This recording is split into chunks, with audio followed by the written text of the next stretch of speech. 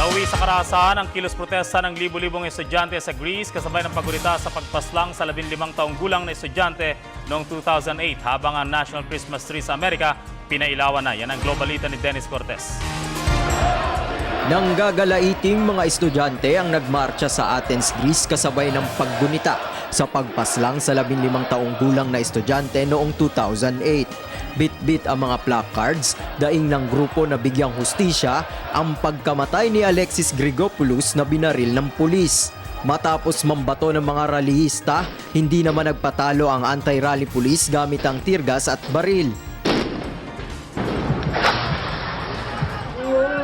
Isa ang sugatan mula sa rallyista habang ilan naman ay dinampot ng otoridad. Iprinoprotesta rin ng mga kabataan ang lumalalang krisis sa kanilang bansa dahil umano sa pamamalakad ni Greek President Karolos Papoulias. Sa Amerika, pinangunahan ng First Family ang pagpapailaw sa National Christmas Tree sa Washington. 5, 4, 3, 2, 1. Tingkad pa ang ika-71 taong lighting ceremony ng mga kilalang personalidad sa Hollywood tulad ni Aretha Franklin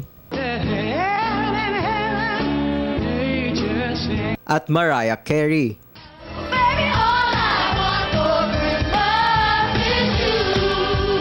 Hindi rin nagpahuli si US First Lady Michelle Obama na nagbahagi ng kwento sa mga dumalo sa seremonya. Children were nestled all snug in their beds while visions of sugar plums danced in their heads.